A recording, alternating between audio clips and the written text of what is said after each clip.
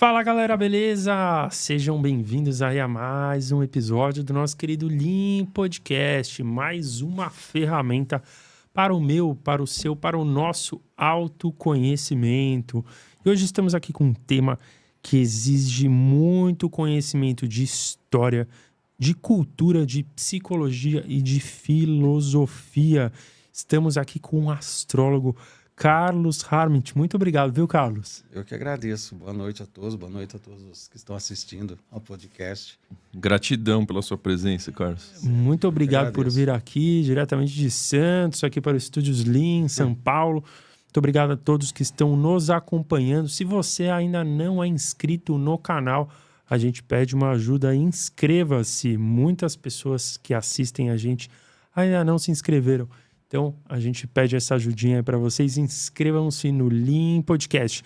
Hoje vai ser um tema super bacana aqui, um tema que vocês vêm pedindo bastante, que é astrologia mundial.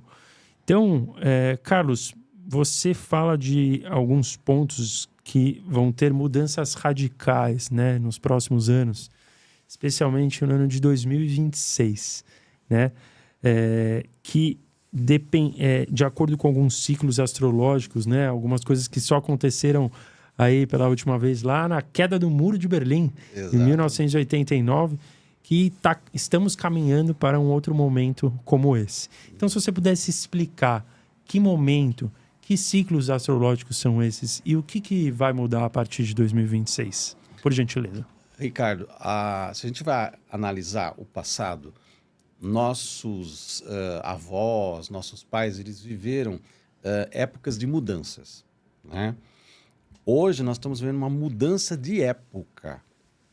O que está acontecendo com a gente é mais ou menos o que aconteceu na virada da Idade Média para o Renascimento. Caramba!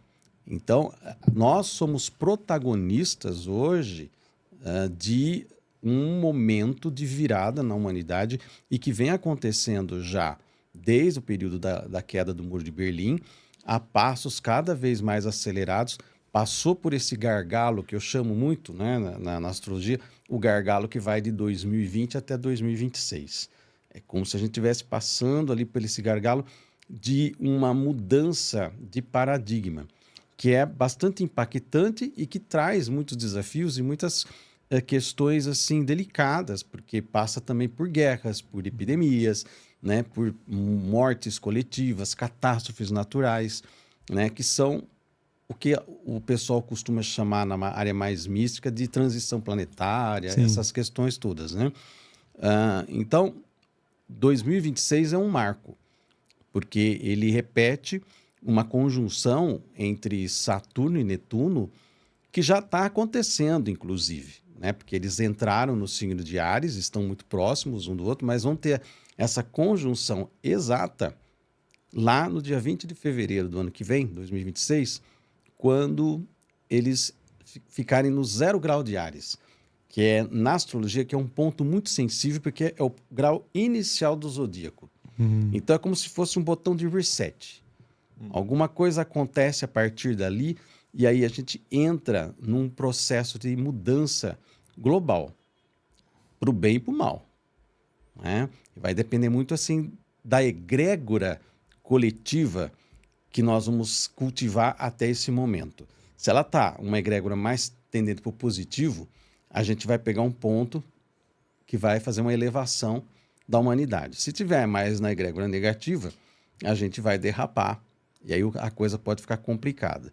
Então, é só observar os sinais que nós estamos vivendo de transformações planetárias, climáticas, sociais, políticas, está tudo em convulsão. Todas as áreas da vida hoje, não tem uma área da vida que você não olhe, que você não veja ali os paradigmas sendo derrubados, as questões sendo colocadas assim em questões de olhar isso, continua, vale, não vale, é verdade, não é? Tá? Então, é um processo bastante delicado e profundo, e que quando a gente sair desse processo de 2026 e olhar para trás, a gente vai falar, meu Deus, quantas coisas aconteceram e nós não nos demos conta no momento que estávamos vivendo aquilo, mas hoje a gente entende esse processo, mas é lá, depois que tudo passar. E pelo fato de ser 2026, estando nós em 2025, tem algum impacto maior por estarmos já na borda ali, já próximo, ou não necessariamente? Tem, é só prestar atenção em tudo que vai acontecer nesse segundo semestre, enquanto esses planetas ainda vão estar se organizando. Aliás, tem uma questão que acho que é interessante deixar claro para o pessoal que está nos ouvindo. Estamos vivendo uma situação astrologicamente inédita, porque os planetas de Saturno em diante, né, que a gente chama de planetas que são de estrutura e também transpessoais, Saturno, Urano, Netuno, Plutão e Júpiter também, estão todos mudando de signo no mesmo ano. Uma coisa que nunca aconteceu antes, né? Então nós tivemos a entrada de Plutão no signo de Aquário, que já vinha vindo desde o ano passado, ele entrou, voltou, retrogradou. Aí tivemos a entrada de Saturno em Áries, Netuno em Áries, Urano entrou ontem no signo de Gêmeos. Nossa. E Júpiter em Câncer. Essa entrada de Urano, depois a gente pode falar isso mais lá na frente, essa entrada de Urano em Gêmeos, que vai ficar 7 anos aí de grandes revoluções tecnológicas, é uma energia que a gente não... A última vez que a gente viveu essa energia foi durante a Segunda Guerra Mundial. Surgimento do Alan Turing, da linguagem de computador, da bomba atômica, Oppenheimer, tudo isso se deu sob a égide de Urano em Gêmeos. E nós estamos repetindo esse ciclo novamente. E por que quando um planeta muda de signo, isso impacta tanto a nossa vida aqui na Terra, como você está apontando? Então, essa era a grande questão que eu tinha quando era jovem, que eu não acreditava na astrologia. Você era muito cético, né? Extremamente cético, né? Quando eu tinha lá meus 19, 20 anos de idade, estava fazendo faculdade de biologia na época. Então, a gente entra na faculdade de ciências, né? A gente começa, bom, agora eu vou descobrir os segredos do universo, né? Então, assim, mas pela lógica, pelo racional. E depois você vai perceber que não é sempre, não é a ciência que vai te dar todas as respostas, né? E eu achava a astrologia uma coisa muito idiota, do ponto de vista, assim, do que eu via. Mas por quê? Eu fui apresentado, a astrologia que me foi apresentada é a astrologia que é apresentada para a maioria das pessoas, que é horóscopo, de jornal, de revista. Ah, signo de Leão, como que vai ser o seu final de semana? Né? Isso não existe, gente. Isso não é astrologia. Né? Mas como eu tinha essa concepção, eu achava isso tudo uma grande bobagem. Né? Achava isso daí uma coisa... Até que um dia me caiu às mãos um livro de astrologia, mas me chamou a atenção porque eu estava na biblioteca, inclusive, procurando um outro livro, e esse livro, sei lá porque estava fora da ordem que deveria estar, e ele caiu no chão aberto, inclusive, e me chamou a atenção por causa de tabelas e gráficos que tinha. E eu sempre gostei muito de coisas assim, com tabela e gráfico. Falei, mas que diabo é isso, né? Peguei o livro, falei, mas é astrologia isso? Aí eu já começo a falar assim, mas pera, não tem nada a ver com horóscopo, essas coisas, né? O cara calculava a data, ciclos históricos. Falei, pera, deixa eu ler isso aqui. E comecei a ler, me envolver. Coincidência não foi, né, cara? Hoje a gente olha que não, né? A gente vê que não. Mas... Você começou a ler? Comecei a analisar aquele livro. Falei, tá, eu vou aplicar essa técnica aqui, né? Vou ver se esse negócio funciona. E aí, fiz uns cálculos lá. Falei, bom, se esse negócio funciona, em agosto isso daí era ano de 1990. Em agosto de 1990 deve ter uma guerra no mundo. E fiquei esperando, né? Fiz o negócio ali, o cálculo, o gráfico, e fiquei esperando. E não é que no dia 2 de agosto o Saddam Hussein invade o Kuwait, e aí dali vem aquela primeira guerra do Golfo, que foi a primeira guerra televisionada ao vivo, né?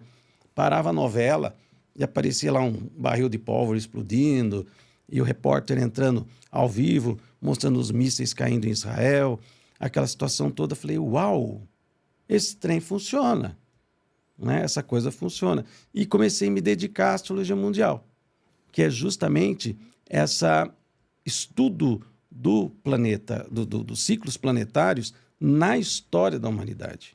Né? E aí que a gente percebe as conjunções, que são quando os planetas se unem, abrem novos ciclos, como aconteceu em 2020, como vai acontecer agora em 2026. Tá? Então, são essas questões que a astrologia mundial aborda. E esses ciclos astrológicos, certo? existe alguma definição? Quantos são? Quais são os principais ciclos? Você tem vários ciclos que você pode ter aí, mas o principal deles, vamos dizer assim, é o ciclo de 20 anos entre Júpiter e Saturno. Porque é o que mais mexe com a nossa vida e com a nossa história, por ser um ciclo, inclusive, curto. Né? Pega uma geração inteira. Entendi. Então, a cada 20 anos, para vocês terem uma ideia de como é que funciona isso, é muito interessante. O Júpiter, ele representa, na astrologia, o paradigma. E o Saturno representa aquele que constrói e torna real esse paradigma. Então é como se fossem dois empreiteiros trabalhando juntos para construir a realidade social da humanidade. Então, toda vez que Júpiter e Saturno se encontram, é como se inicia um período de 20 anos de uma temática que vai se desenvolver. Coincidentemente, esse ciclo ele caía no momento das eleições de presidentes norte-americanos que não terminavam o mandato. Olha. Que eram assassinados. Então, ou que os Estados Unidos passavam por alguma situação. Então, por exemplo, em 1940, nós tivemos um ciclo Júpiter-Saturno, que aconteceu em 41, Pearl Harbor. Os Estados Unidos entram na guerra e o Roosevelt, que era o presidente, também não termina o mandato, né? Ele estava doente e faleceu. 1960, teve outro ciclo Júpiter-Saturno.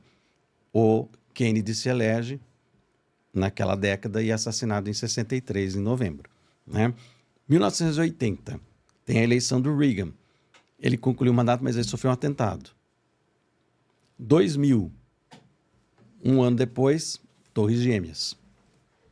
2020, pandemia. Caramba. Tá? Então, assim, a cada 20 anos vem uma história. E essa história vai se desenrolando, né? E vai dar um tom para aquela geração. Então, esse é o ciclo que mais impacta. O outro ciclo que a gente tem, que é o que vai pegar 2026, é de Netuno com Saturno, que já é um ciclo mais longo, né? De 30 e poucos anos. E a última vez que nós vivenciamos esse ciclo foi justamente na queda do Muro de Berlim. Porque já aí diferencia, porque Netuno é um planeta que dissolve coisas, ele rege o oceano, por exemplo, né? Netuno, rei dos mares. Saturno é a pedra, é a rocha. Então, uma coisa batendo ali vai dissolvendo até que arrebenta. Então, o que aconteceu? O Muro de Berlim se esfacela de uma hora para outra, né? Cai aquela muralha que dividia o mundo em dois polos, né? E você tem toda uma transformação a partir disso. Então, esses ciclos, eles marcam, e é interessante você observar, você vai buscando na história, sempre tem algum movimento. Por exemplo, esse ciclo que nós estamos vivendo de Urano em Gêmeos. Toda vez que Urano entra em Gêmeos, os Estados Unidos está envolvido numa guerra. Aconteceu na Revolução da sua independência, aconteceu na Guerra Civil Americana e durante a Segunda Guerra Mundial. E agora a gente está vivendo essa situação novamente. Caramba. E aí você disse que agora em 2026, os dois que vão estar em conjunção seria Netuno e Saturno. Netuno e Saturno. Isso. Em Com Ares. essa conjunção, a gente pode esperar o quê, assim, mais prático? Porque, por exemplo, você disse que lá na queda do Muro de Berlim teve a conjunção que gerou a queda do muro. Antes, a Guerra do Golfo. Agora, com seus cálculos, as coisas que você está vendo, o que a gente pode começar a ver em 26, né? Eu vejo duas possibilidades, né? Certo. Uma mudança na geopolítica no sentido de que é como se houvesse um basta, não se aguenta mais certas injustiças, certas imposições, certos... esse movimento meio maléfico que tem no mundo, que a gente sente, né? Essa coisa complicada. Então, essa entrada da energia de Netuno com Saturno viria trazer como se baixasse uma responsabilidade espiritual no sentido da condução da política. Não pode ser mais essa coisa, essa bandalheira toda que está aí posta, né? Pode ser que as pessoas tenham mais consciência política, porque nós nunca tivemos, né, como população geral, Não. as pessoas nunca olharam muito para a parte política, sempre se preocupando com carnaval, futebol. Você Exato. acha que isso pode trazer um pouco de consciência coletiva? Pode, mas sempre por meio do processo mais doloroso, né? Por meio de situações que possam acontecer e que vão fazer com que as pessoas tenham que... não vai ter outro jeito a não ser mudar a consciência.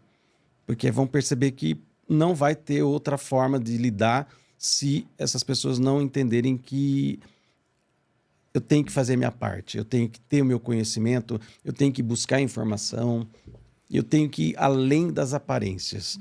Porque o Netuno, qual é o lado negativo do Netuno? Ele traz uma ilusão. Ele é como se... Pensa lá na tal da Matrix, né? Aquela coisa de você estar dentro de uma ilusão. Netuno e Saturno vai trazer uma responsabilidade com relação a isso. Escuta, vocês escolheram sistemas políticos, ideológicos, religiosos, e o que isso tem contribuído? Né? Será que não é hora de chamar responsabilidade? Porque a gente não pode se colocar numa posição de vítima. Eu sou vítima da política, eu sou vítima da religião, do abuso religioso. Nós construímos tudo isso. Nós demos perna para essas coisas. Então, é um momento em que isso traz a chamada de responsabilidade. E eu acredito que essa conjunção de Netuno com Saturno vai trazer uma grande crise de fé. Crise de fé. Uma grande crise de fé na humanidade. Uma revolução na parte religiosa. Sim. Na parte religiosa. Mas não na espiritualidade. Na parte das instituições religiosas. Tá. Das instituições, assim, de uma forma geral. A gente vai ver crise no Vaticano explodindo. A gente vai ver... Quer ver um dos sinais que vocês podem perceber é a hora que morreu o Dalai Lama. Que está próximo, né? Tá prestes, né? A gente vai ver a questão do Nepal ressurgir novamente. Que ele é um celeiro de espiritualidade sufocado pelo regime lá chinês, né? Então, ali, a gente vai ter um sinal. A hora que tiver a morte do Dalai Lama e tiver movimentações na região do Nepal, é um sinal. Problemas na Igreja Católica, outro sinal. E os problemas cotidianos que a gente tem aqui no Brasil, com as religiões e pilantras de todo tipo, né? De exploração da fé. Então, isso daí já é o cotidiano nosso, né? A gente vai ver isso ficar mais exacerbado. Mas eu tenho uma outra questão, isso muito minha. Tá, pode compartilhar. Que eu acho que o principal elemento de crise de fé não seria uma crise de fé, mas seria uma sacudida na fé, é o contato com civilização extraterrestre. Que pode ser que esse período novo que vai abrir Saturno e Netuno traga alguma coisa nesse sentido. E a partir do momento que trouxe a população em geral tiver um conhecimento sobre civilizações alienígenas, a gente já ouviu essa conversa de outras pessoas, mas ainda para mim ainda fica uma dúvida do porquê que a descoberta e a conscientização das pessoas sobre civilizações alienígenas pode impactar a fé delas, religiosa. Se você puder explicar isso. Porque pensa a pessoa que acredita a coisinha mais quadradinha. Você tem gente até que acredita hoje que a Terra é plana ainda, né? Então, você imagina essas pessoas sendo colocadas diante de uma civilização que, para ter chegado até nós, ela venceu todos os desafios que nós vencemos. O astrônomo Carl Sagan, que é um dos meus ídolos, né? Ele tinha uma questão que ele fala assim: se você estivesse diante de uma civilização alienígena e tivesse só uma pergunta para fazer, o que você perguntaria para ela? O Carl Sagan dizia: eu pergunto, como vocês conseguiram passar por poluição ambiental, desastre ambiental, revolução industrial, crise de pobreza, de tudo mais, e ter condições de criar uma civilização capaz de ter uma tecnologia que não se autodestruiu com ela, a ponto de viajar para o planeta. Quando você tem o contato com uma civilização assim, e você percebe que é possível se construir, não digo a perfeição, mas uma civilização mais utópica, sem a existência de um Deus, isso vai criar um choque. Porque esses alienígenas não vão acreditar em Deus, eles não tem sentido para eles esse tipo de coisa. Então, pode ser que mexa nessa área. Como é possível? Né? Eles conseguiram... Porque aqui as religiões não resolveram o problema de ninguém. Só criou inquisição, guerra, perseguição, intolerância, tá? E aí você vê... Desculpa que a gargantinha Fica tá tranquilo. falhando. Quando você vê uma civilização que chega e que não tem, vamos supor, crença em divindade nenhuma, não tem religião nenhuma, e ela conseguiu fazer aquilo que a gente não conseguiu fazer, você concorda que você coloca em xeque as religiões? Entendo. E o fato, por exemplo, que a Bíblia nunca falou sobre civilizações alienígenas fora da Terra inteligentes, também, talvez... Porque muitas pessoas religiosas acreditam como se nós fôssemos especiais, somos únicos no universo. Nós somos os filhos únicos de Deus. Como se o ser humano tivesse alguma... Ele foi feito à imagem e semelhança de Deus. Essa questão também acho que iria ruir um pouco, né? E assim, há controvérsias com relação a essa questão de não ter citação de alienígena na Bíblia, porque há alguns estudiosos que veem isso. Né? Certo. Cita Nas entrelinhas. Né? Como lá fala assim, os filhos de Deus tomaram as filhas dos homens e nasceram os gigantes, né? Isso é uma frase lá do Gênesis, né? Então, quem eram os filhos de Deus? Os filhos dos homens tinha duas humanidades, né? Quem que eram esses filhos de Deus? Então, muitos acreditavam que eram alienígenas, né? Então, aí tem aquelas histórias de Anunnaki, né? Tem várias hipóteses que se coloca aí. Mas, enfim, astrologicamente falando, o Netuno rege esse fenômeno UFO, né? Porque, assim, Netuno rege tudo que é misterioso, né? Todas as sociedades secretas, o mágico, o espiritual, tudo aquilo que é invisível, que está do lado de lá. Então, rege também a questão da ufologia, os fenômenos ufológicos. As aparições marianas, todas essas questões, né? Então, eu acredito, inclusive talvez nós já tenhamos alguns sinais nesse semestre, de coisas desse nível que vão acontecer por conta dessa conjunção que eles já estão juntos ali, meio que fazendo uma dança no início do signo de Áries, mas como existe um fenômeno dos planetas que é a retrogradação, eles voltam alguns graus atrás, então eles vão voltar para o signo de Peixes, vão novamente se encontrar com a estrela Chet, que fica no final de Peixes, e que é uma estrela danada para causar catástrofes e tudo mais, né? Isso daí... Desculpa, gente. Toma uma aguinha. A estrela, aonde que ela fica? Chet, ela é uma estrela que fica a 29 graus. Cada signo tem 30 graus, tá? Então ela fica no grau 29, que é o último grau do signo de Peixes, que é o último grau do zodíaco. Então, toda vez que ativa essa estrela, acontecem catástrofes grandes. Então, ela estava ativada naquele terremoto de Mianmar, que aconteceu recentemente, né? Então, o Saturno e o Netuno estavam ali em cima.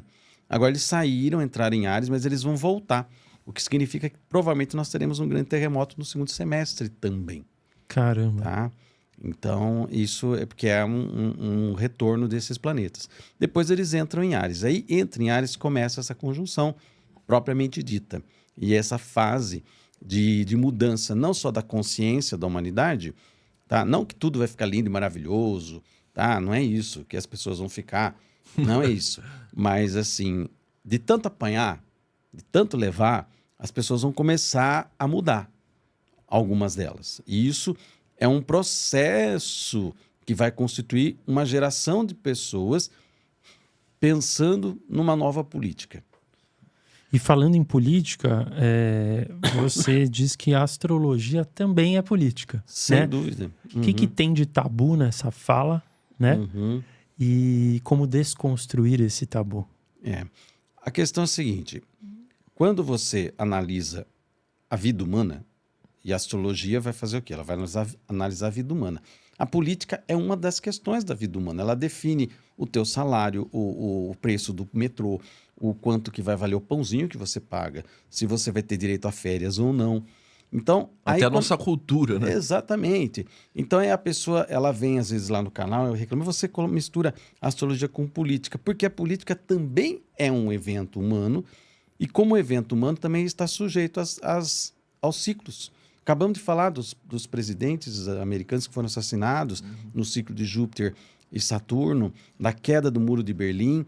Então, ela influencia diretamente na política, né? O que acontece é que a pessoa tem uma visão de que o misticismo é uma coisa à parte, é uma bolha que você vive apartado da realidade, e não é verdade. Até porque a astrologia não é mística, né? Tem esse lado também. Ela não é nem ciência nem pseudociência. Ela é uma Exato. outra linguagem, como você disse. Exato. Ela é uma linguagem interpretativa e filosófica. Ela não é ciência porque ela é mais antiga que a ciência. Então, ela não pode ser ciência se ela é... Porque, assim, antes de existir a astronomia, existia a astrologia. E ela não é pseudociência porque ela não quer fazer papel de ciência nenhuma, né? A pseudociência é uma ciência que quer se fazer de ciência e não é. Todos os grandes, Ptolomeu, né, pessoal lá atrás, eram astrólogos. Não existia astronomia.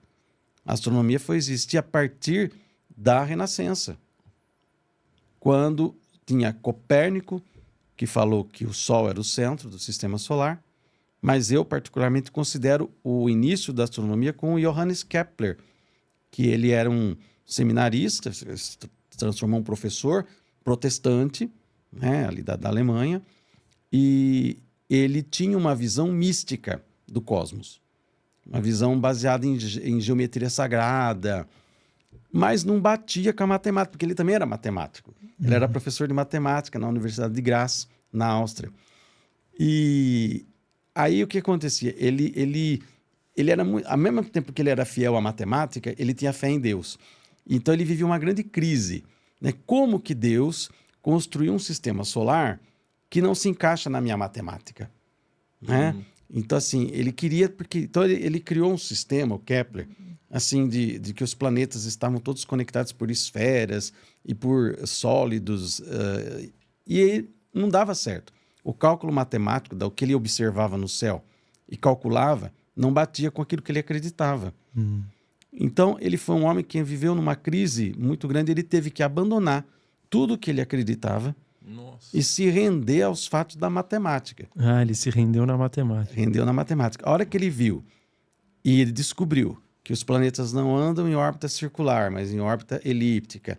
Aí ele viu aí surgiram as leis de movimento planetário, que são as mesmas leis que o Elon Musk usa para colocar os foguetes dele em órbita da Terra. Continua sendo a mesma lei. Então, se não fosse Kepler, nós não tínhamos satélite, nós não tínhamos foguete, nós não tínhamos nada dessas coisas. Sondas que descem exatamente no ponto lá de Marte que a gente mandou.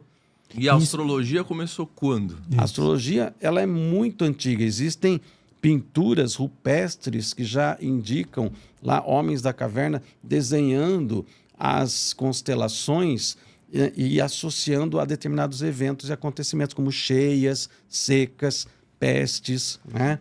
Então já tinha essa visão. Tanto que vários faraós, né, até como você diz, contratavam astrólogos para ajudar nas questões políticas. Exatamente. Por isso que a astrologia é política. Eram os chamados grãos vizires, né? Era aqueles que eram meio que feiticeiros da corte, mas que eram astrólogos. E eles eram conselheiros políticos, né? O rei queria saber, vou entrar em guerra com o rei do lado de lá, né? Como é que tá aí, né? Aí o astrólogo olhava, tá favorável, não tá favorável, né? Melhor atacar na semana que vem, né? Então tinha essa... Aí, como é que tá a economia do meu país? A colheita, né? Como é que tá? Então o astrólogo fazia essa leitura. Também era usado muito para a questão que era uma coisa fundamental no tempo dos reinados, né? Era a herança, né?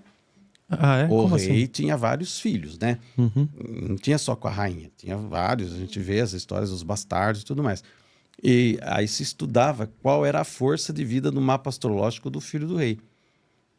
O rei fala assim, como é que é? Esse daí vai ter chance de viver e ficar aí no meu reinado? Porque às vezes o filho morria antes do próprio pai, né? Caramba. Com doenças e tudo mais, comum. né? Então se analisava também qual era a fortuna, a boa fortuna que um príncipe teria para herdar o reino do pai dele, entendeu? E por que será que a grande sociedade, a política, os grandes empresários, né, os grandes políticos, eles abandonaram esse conhecimento? Porque eu e o Ricardo, a gente trabalhou em banco, tal, economia. E quanto mais eu estudo a astrologia e mais aprendo, mais eu falo assim, pô, se as pessoas que tomassem decisões de investimento e decisões econômicas, decisões políticas, não só olhassem lá para o modelo racional, tal, de matemática, mas unisse as duas coisas. Não que uma coisa exclui a outra, mas complementam. Eles tomariam decisões muito melhores. Onde que na história da humanidade isso foi perdido? Dado que você está contando que no passado eles não faziam isso. Então, não foi perdido, né? Foi guardado para poucos, entendeu? Se você pega a pedra fundamental de Washington, foi calculado um mapa astrológico para aquilo lá. Astrólogos ligados à maçonaria calcularam o momento exato de colocar a pedra fundamental da cidade de Washington. A Basílica de São Pedro, em Roma, também tem um mapa astrológico dela. Foi contratado um astrólogo para fazer quando é que ia se colocar a pedra fundamental do Vaticano ali. Então, existem grupos que é muito restrito. O J.P. Morgan, né, ele falava que os milionários não acreditam em astrologia, só os bilionários. Ah, olha só. Entendeu? Então, assim, é um grupo muito seleto que vai... E, assim, Hitler tinha astrólogo que dava pitaco ali, entendeu? Reis, de um modo geral. O próprio Nostradamus mesmo, ele era astrólogo pessoal da Catarina de Médici, rainha da França. Nostradamus, que é conhecido como grande profeta, né? E que tem as profecias aí, que vira e mexe, aparece na internet, muita bobagem sobre Nostradamus. Que ele era astrólogo, Nostradamus, e médico na Renascença. E ele ajudava ali a Catarina de Médici, ele dava conselhos também astrológicos para a corte da França. O ponto, acho que do Maurício com certeza ele fica muito surpreso, assim como eu, de saber que não foi esquecido, né? Que ficou para poucos. Mas no mundo atual, digamos assim, esses poucos, o poder está na mão de poucos. Sim. Será que esses poucos estão sendo guiados de uma maneira correta? Por exemplo, Trump, Macron, grandes líderes, eles olham para isso hoje? Eu tenho a impressão que sim. Eu tenho a impressão que eles têm acesso a algum tipo de informação desse tipo. Porque tem algumas coisas que acontecem, algumas decisões que a gente vê que acontece sincronizado com alguns eventos astrológicos, né? Pode dar um Por exemplo? exemplo, hoje nós tivemos o negócio do BRICS lá, né? Sim. Foi bem na entrada de Urano em Gêmeos. Gêmeos é um signo ligado ao comércio. O Urano fala da inovação, da constituição de um novo paradigma. Nossa. Será entendi. que não tem um astrólogo metido nessa história de marcar a data exata? Eu não tenho como provar isso, mas assim, a minha cisma é que tem, Sim. sabe? Porque se a gente vai analisando alguns eventos históricos, eles vão coincidindo. Parece que alguém falou para fazer tal hora, tal data, né? Você vê que tem uma mão ali de alguma coisa. E aí o mainstream, né, a grande mídia, a opinião pública, tenta criar uma narrativa de que isso é uma pseudociência para o grande povo. Não, eu acho que nem é esse o intuito, é porque não sabe mesmo, entendeu? Tá para baixo dessa casta que domina tudo, né? Tá aqui. Então, assim, a mídia apenas cumpre o papel dela, o povo vive, trabalha, paga imposto, mas não tem não é ensinado essas coisas. Por isso que era os chamados iniciados nas grandes sociedades místicas, esotéricas, sociedades secretas, é que se ensinava essas coisas, né? Hoje a astrologia está aí para quem quiser aprender. Certo. Mas não era assim antes, né? Era só para pessoas... Bom, primeiro você tinha que ter um conhecimento, o que já era difícil, né? Uma pessoa estudar e chegar... Porque para você estudar astrologia, você tem que conhecer um pouco da astronomia, da matemática, né? De geometria, né? E aí, então, uma série de coisas. Então, já ficava restrito esse universo E quem é que estudava isso? Eram os padres, por incrível que pareça. Lá nos seminários medievais, estudavam esse tipo de coisa. Porque o povão era camponês, gente. A astrologia que ele conhecia era do período do que ia nascer o sol, o inverno, das coisas assim, das estações do ano. Mas os meandros da astrologia, os significados mais profundos, pertenciam sempre a uma casta mais elevada de pessoas, assim, dentro da Mais sociedade. exclusiva. Exato. E olhando para hoje, né, pegando agora essa entrada de 2026 e olhando para a política que você tanto fala, a gente vê que não só no Brasil, mas como no mundo inteiro, nas grandes democracias, a gente vive um mundo de polarização hoje, né? Direita contra esquerda. Será que nós vamos chegar algum dia num patamar em que nós não vamos mais brigar entre nós, os não políticos, as pessoas que moram nos países que não são políticos, e realmente se unir em prol de alguma mudança para colocar não políticos como salvadores da pátria, como meus super-heróis que vão resolver todos os meus problemas, mas que a gente realmente vai mostrar que o poder vem de nós. Que muitas vezes eu sinto que eles fazem essa brincadeira com a sociedade. Vamos falar que o problema está no lado de lá e o problema está do lado de cá. Então, todo mundo aqui fica brigando entre si e eles estão ali em cima. Será que a gente vai conseguir chegar nesse nível de consciência? Assim, tão rapidamente, não. Assim, mas 2026 ele traz um começo dessa jornada, da conquista, do início dessa consciência. Agora, a questão é que, enquanto ficar nessa briga de polarização, não se discute o que é que está realmente com problemas, que é o sistema ocidental. Ocidental. Porque se você olhar para o sistema oriental, lá, China, Indonésia, Malásia, tem coisas lá que a gente às vezes não concorda, por uma questão nossa de vida, né? Há problemas lá, porém, você vê de crise por lá? Você vê falar de crise, de grandes crises profundas, assim? Não. Aqui o Ocidente está em crise. A gente vê, por exemplo, a Europa carece de grandes líderes ali. Não tem, se você juntar os líderes ali, não dá um que funcione, né? O que está com os Estados Unidos, América Latina, toda convulsionada. Então, é uma crise típica do nosso sistema ocidental, política do Ocidente. E olha só que interessante isso. Tem a ver com a astrologia. Por quê?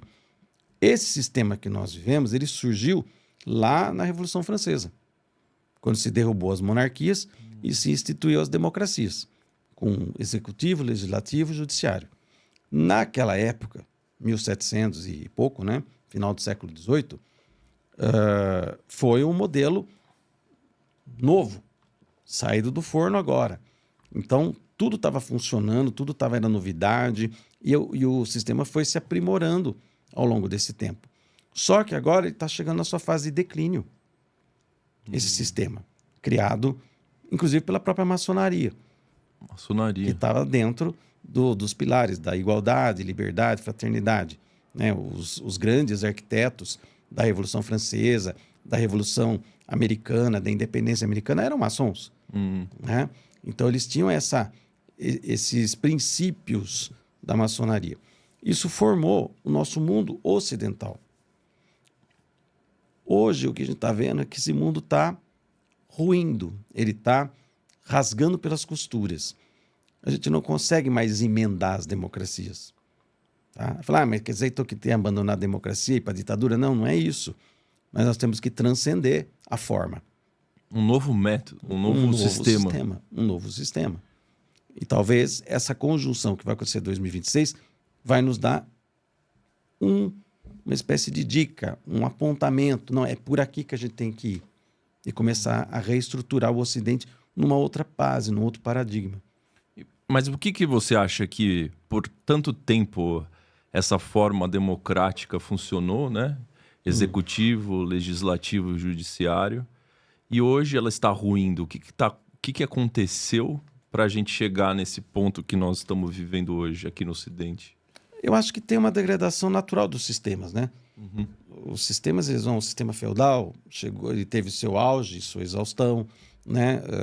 Imperialismo. O Império Romano, os outros impérios. Então, é uma coisa meio que natural da história. Mas o que acontece é que o sistema, a partir do momento que privilegiou o poder em si só, e isso começou a ter esse problema todo, começou com a Segunda Guerra Mundial. Quando você tem o surgimento do fascismo, né? Toda essa questão que é sinais de que a democracia já não está mais funcionando. E a gente tentamos emendar o processo com ONU, e deu, vamos assim, o calcinho que colocou depois da Segunda Guerra Mundial tocou o mundo por uma certa fase. A gente fez um remendo, né? Exato. Só que não dá mais. O mundo criou uma consciência geral diferente. As pessoas que encarnaram já vêm numa outra vibração. Então, tudo isso tende a ter uma mudança de perspectiva em função até do tipo de ser humano que nós temos hoje. Por bem e por mal. Os dois lados, né? Porque o ser humano de hoje é diferente de 50 anos atrás. Totalmente. O cérebro está funcionando diferente. Tem a ver com a astrologia isso? Em algum ponto? Que a gente pode apontar algum planeta que entrou em algum novo signo e a gente... Até porque você fala sobre astrologia geracional, né? Que tem um impacto aí das pessoas que estão dos 37 aos 42 anos, né? Tem uns conteúdos assim no seu canal.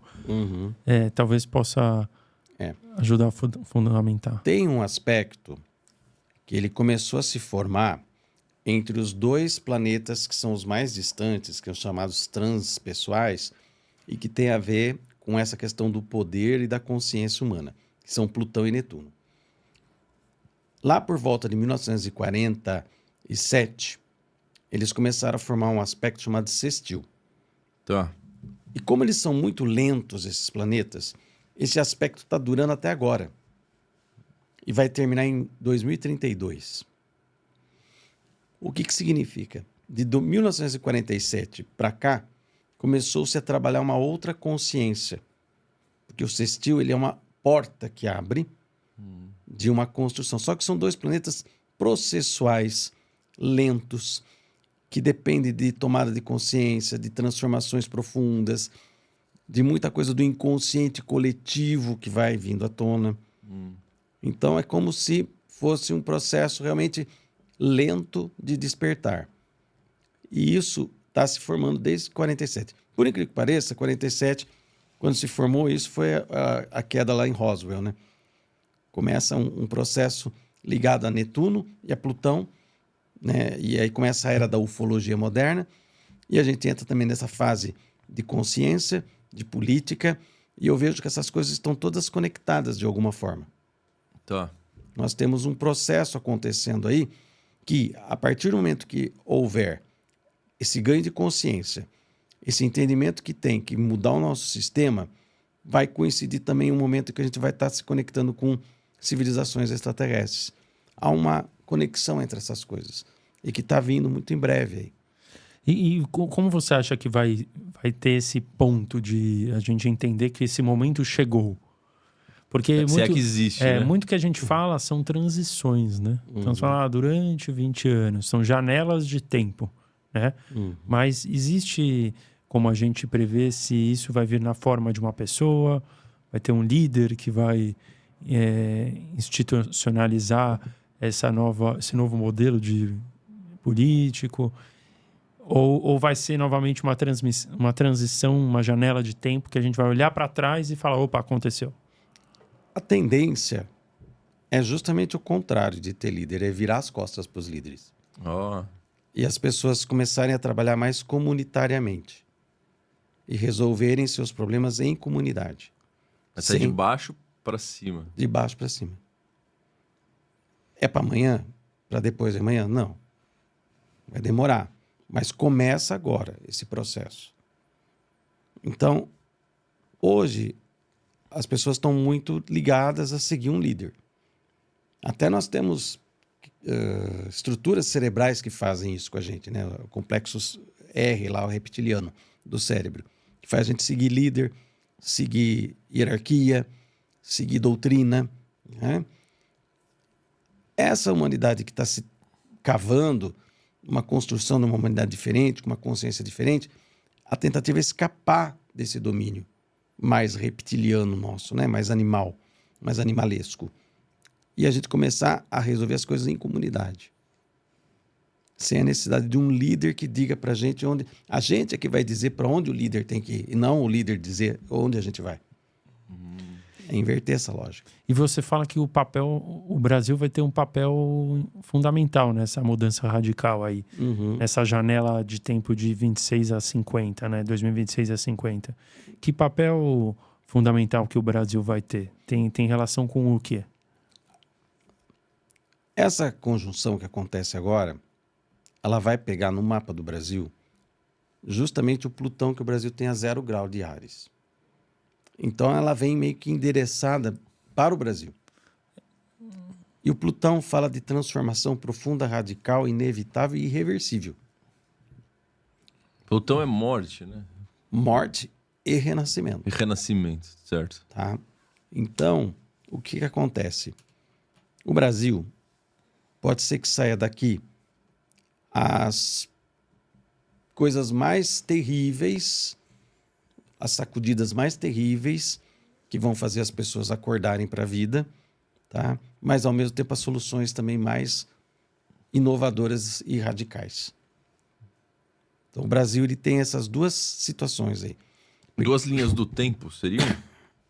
Ou Não. as duas estão agindo em conjuntamente? É o jogo de luz e trevas. Tá. Né? Que é o seguinte. Quando você tem... Por exemplo, como é que eu faço a sombra dessa latinha que fica mais detalhada? Através de mais luz, né? Então, quanto mais luz eu lanço numa questão, mais delimitadas ficam as sombras. Então, quando vem esses aspectos astrológicos e trazem mais luz numa questão, e no caso isso vai cair lá no Plutão do Brasil, que tem a ver com a parte das sombras, vai exacerbar o lado mais sombrio do Brasil. Então, primeiro vem os demônios vindo à tona.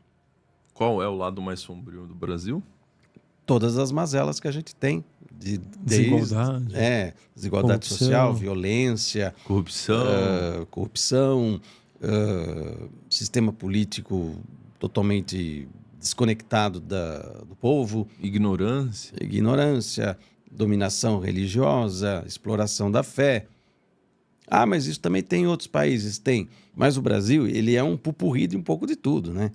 É uma caldeirada muito bem feita com tudo isso aí junto. E a hora que a gente lidar com essas sombras é que vai sair o grande crescimento. Então, por isso que o Brasil tem o potencial de ser, depois que nós purgarmos todo o nosso lado sombrio, nós seremos assim, não vou dizer a luz do mundo, eu não costumo entrar nesse negócio de pátria do evangelho, não acredito nisso daí. Mas eu vejo que daqui vai sair um norte de como é que uma civilização pode se organizar de uma forma um pouco mais coesa e harmônica. E sem as lideranças. Por isso que as lideranças estão todas caindo pela tabela. Todas elas estão se desmoralizando aos olhos do povo, que é um aprendizado. Falei assim, vai chegar uma hora que o povo vai falar assim, chega. Não dá mais para ficar seguindo líder nenhum. Porque um nos leva para cá, outros nos leva para lá, mas nada muda. Né? E aí isso vai ter uma consciência. Só que não vai acontecer de hoje para amanhã. É um processo longo aí. Mas a gente já vai ver as primeiras sementes disso acontecendo a partir dessa virada 2025-2026. E a astrologia, ela fala alguma coisa em relação à reencarnação? Olha, existe um ramo da astrologia chamado astrologia kármica, que trabalha com a questão reencarnacionista. Tá? Então, assim, a pessoa vai lá no mapa astrológico da pessoa, o que ela pode ter sido em vidas passadas, né? Então, é uma forma de você, uma ferramenta de você analisar, por exemplo, planetas retrógrados, certos posicionamentos de Plutão, de Netuno, que podem indicar se essa pessoa teve uma vida passada mais positiva, mais negativa, né? O que ela traz de bagagem. Tem os chamados nodos lunares, isso também é muito usado na astrologia védica, que é a astrologia hindu, né? Os nodos da Lua, que são pontos matemáticos, eles apontam o karma e o dharma das pessoas, né? Isso daí tem a ver, a questão da reencarnação, ela pode ser vista pelos astros. Eu pergunto isso porque você comentou com a gente que você é a única pessoa no mundo que talvez tenha uma fotografia de uma encarnação passada sua. Pois é. Se você pudesse descrever a respeito, a gente achou super interessante. É uma esse história ponto. bizarra essa história, né? Profunda. Eu fui fazer terapia de vidas passadas em 1998, tempinho já. E você faz aqueles processos, você vai se lembrando de algumas encarnações, né? Então, assim, não fui Cleópatra, não fui nada dessas coisas, né? Que o pessoal, né? Mas, assim, era soldado, camponês e coisas do tipo. E teve uma das encarnações, foi uma das mais vívidas que eu me lembrei, e que eu era uma mulher bem, assim, gordinha e tal, chamava Madalene, casada com um homem chamado Armando e que tinha um filho chamado Felipe. Né? Nesse detalhe. Veio com todos esses detalhes, essa informação na minha mente, né? Dessa encarnação. Ok, né? Ela largou do marido, foi morar fora da cidade ali onde vivia na França. O menino foi embora também, ela acabou morrendo sozinha ali e com uma doença reumatoide, assim, né? Foi essa a visão, a encarnação. Eu falei, ok. Quando foi em 2000, 2 anos depois, eu mexendo na internet, fui fazer uma brincadeira, falei, deixa eu ver se tem alguém no mundo que tem meu sobrenome.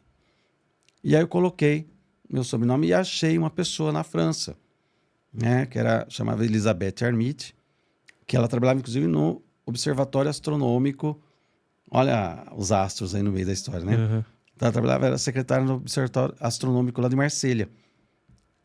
E aí ela falou, olha, você é descendente do primo lá, do tio dela e tal. Eu falei, aí entramos em contato e ela mandou para mim a árvore genealógica da família Armit, onde tinha, porque o meu tataravô veio de Marselha. Emílio Armit, ele veio de Marselha e veio trabalhar aqui na ferrovia, na Picareta, abrir túnel, abrir linha de trem, né? E aí eles me mandaram toda a parte genealógica de lá. E umas fotos juntas. Aí eu estava olhando a árvore genealógica, daqui a pouco eu olho assim para um canto da árvore genealógica e falei, nossa, o que é isso, né? Tinha lá um raminho morto da árvore genealógica, né? Madalene, casada com Armando e filho Felipe. Caramba, sério? Pois é. Eu falei, mas que coisa, né? Eu me lembrei dessa encarnação que eu vi. Aí falei, vou procurar, será que tem uma foto dessa Madalene? Que aí eu fiquei curioso. E não é que eu acho a foto, tinha foto, e era exatamente igual a que eu me lembrava da minha encarnação. Caramba. Aí fica a questão, né? É encarnação ou é memória genética? Porque quando a gente vai para a questão da constelação sistêmica, constelação familiar, você acessa o campo dos seus ancestrais. Uhum. Então, essa mulher é uma ancestral minha, de alguma forma está lá ligada na família. Então, assim, fica, é encarnação ou é memória genética? É uma coisa que eu ainda não cheguei a uma conclusão. Né? É só a hora que, sei lá, se eu tiver, depois que a gente morre, se a gente ter acesso, né, a esse banco de dados para saber se é verdade ou não, né? Se é uma memória genética ou se é uma reencarnação. Nossa, mas só de saber que ela estava lá naquele raminho da árvore já foi genial, né? Pois é, por uma memória assim bem, e eu achei assim, uma coisa que eu fiquei na época perturbado, falei, mas meu Deus, como que pode, né? Prova de uma reencarnação? Pode ser. Com certeza. E você Muito fala bom. muito, Carlos, sobre Freud, né? O que ele tem de importante na sua vida? É que assim, eu tô concluindo minha formação em psicanálise, né? Concluo agora esse mês, né? E o Freud, ele não tem nada a ver com astrologia, né? Acredito eu que ele até não tivesse uma visão muito assim. O Jung, sim. O Jung já Tinha um abraçou. pezinho lá. O Jung já abraçou a astrologia para ele e tem muita coisa do Jung ligada à astrologia. Mas o Freud, ele faz uma topografia do nosso inconsciente, né?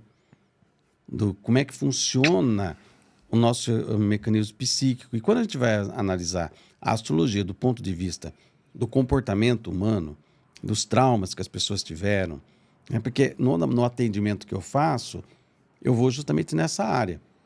Eu comecei com a astrologia psicológica, usando as visões do Freud, do Jung, depois migrei para a questão sistêmica, que é a ancestralidade, mas o Freud ele nos dá elementos para entender como que uma pessoa funciona do ponto de vista do seu ponto cego, daquilo que ela não consegue ver.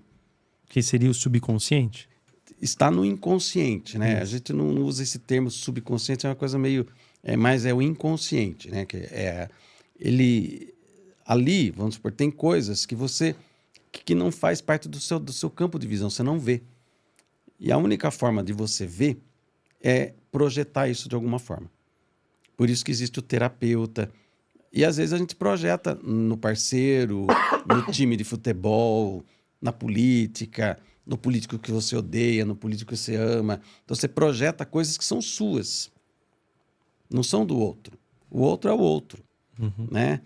E quando a gente vai olhar na astrologia, a astrologia tem condições de você ver onde é o seu campo e onde é o campo do outro e como é que você está lidando com tudo isso na sua vida. Então, por isso que ela traz um sentido de conhecimento dos mecanismos invisíveis, das cordinhas que estão por trás, que a gente chamaria de destino, né? A própria psicanálise que usa, né? O Jung tem, embora o Jung seja a psicologia analítica, né? O nome que ele cunha para a situação dele, mas ele fala que tudo aquilo que você não resolve no seu lado sombrio, no seu lado escuro, no seu lado que você não vê, né, vai aparecer na sua vida na forma de destino. Né? Por que eu sempre tenho um relacionamento com uma pessoa que faz isso, aquilo? Porque é alguma coisa que você não consegue ver, então você fica atraindo toda hora a mesma situação, até uma hora você ganhar consciência sobre aquilo. Poxa, como eu estou sendo, deixando a pessoa montar nas minhas costas, né? Então você começa a perceber essas questões. E na astrologia, principalmente quando a gente analisa planetas transpessoais, né? Urano, Netuno e Plutão, é possível você perceber quais os gatilhos que a pessoa tem em nível inconsciente. Traumas, memórias infantis complicadas, que trouxe para as pessoas assim angústias, ressentimentos, mas que muitas vezes a pessoa não tem consciência disso, né? E a pessoa, quando você começa a dar uma devolutiva, inclusive a partir do que a pessoa também traz, a fala dela, a pessoa fala, nossa, eu nunca tinha pensado nisso. Nossa, eu nunca tinha visto isso, porque realmente eu não via. Então, aí entra o papel do terapeuta, do astrólogo, de qualquer um que vai fazer esse papel de fazer a devolutiva para o outro, né? Ser um espelho. É um anteparo, né? Uma Anteparo. tela, né? Onde a pessoa projeta em você as coisas que ela não consegue ver e dá conta, e você pode ajudar nesse sentido. E o Jung, você disse que trabalhou, dentro do trabalho dele, tinha astrologia? Sim, ele estudou bastante a astrologia, o Jung. Ele considerava uma linguagem da alma. Que você pode aprofundar um pouquinho? É assim, ele via... toda a visão junguiana está ligada à questão de arquétipos, né? Que são esses grandes... Show de bola. Ícones que tem no nosso inconsciente coletivo. Então, o herói, a bruxa, né? O mito, são assim, os grandes arquétipos, né? O curador. E aí, a astrologia, ela tem ligação com esses arquétipos. Então, por exemplo, Quiron, ligado ao curador ferido, Netuno, ligado ao salvador, né? São arquétipos e muitas vezes a gente acaba entrando num arquétipo desses. Por exemplo, o Salvador. Pode reparar, toda a história do Salvador termina com o sacrifício final.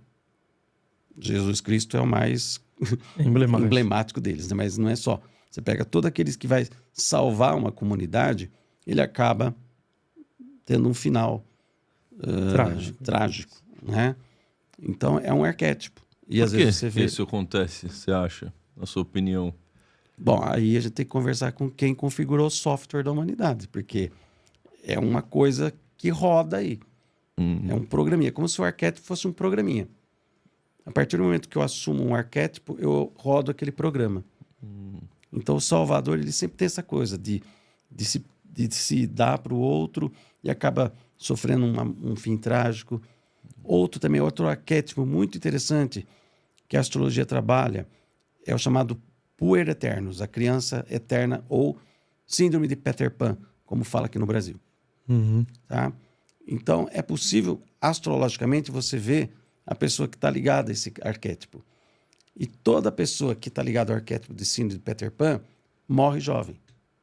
Cazuza, Freddie Mercury, Ayrton Senna. Geralmente são pessoas de uma genialidade incrível, de uma personalidade tinhosa, mas que elas se consomem rapidinho como uma vela ao vento. E muito cedo morrem. Isso é um arquétipo da criança eterna. Tá? E então estão ligados aos planetas. Cada planeta teria um arquétipo. Mercúrio é um dos ligados a isso.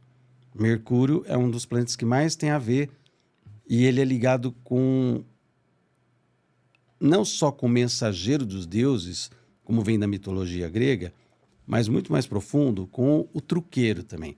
Aquele que é a criança danada, a criança que faz a arte. Na mitologia nórdica seria o Loki, né? Então, aquele que vira casaca, que ora está a favor do irmão, depois trai o irmão, né? Então, e o Mercúrio está muito ligado a esse campo da criança luminosa, da criança que é um mago, ela faz tudo, ela brinca, ela cria, ela dança, canta, mas muitas vezes ela entra pelo lado negativo e se consome rapidinho. E você comentou de planetas transpessoais. O que seria isso? Por que essa denominação? Porque assim, vamos imaginar, tá? Vamos pensar numa cidade. Como era a cidade lá no tempo da Idade Média, elas eram muradas, né? Sim. Então tava lá, tinha o rei, a igrejinha, né? A feirinha, né? O comércio, tudo. Então assim, se você pega Sol, Lua, né? Que são os chamados luminares, Mercúrio, Vênus, Marte, Júpiter e Saturno, tudo isso está dentro de uma ordem cósmica, que era a ordem cósmica que se conhecia até a Idade Média. Então, é como se o Saturno fosse a muralha, tá? Que cerca e organiza essa cidade. O castelo onde fica o Sol, o rei e a rainha, a Lua, né? O Júpiter é a igreja onde fica o bispo, né? Vênus e ali os camponeses, o cara que trabalha no curtume, Marte, os guerreiros, os cavaleiros, o exército. Para fora desse muro, dessa muralha, né? Você tem um mundo desconhecido. É a muralha lá do Game of Thrones, né? Sim. Além da muralha. Urano, Netuno e Plutão. Que foram descobertos depois. Depois, Urano foi descoberto perto da Revolução Francesa, final do século XVIII. Netuno no século XIX e Plutão no século XX. Então, a astrologia até a Idade Média não se conhecia sobre Urano, Netuno e Plutão, né? Então, eles foram adicionados depois como regentes também de signos.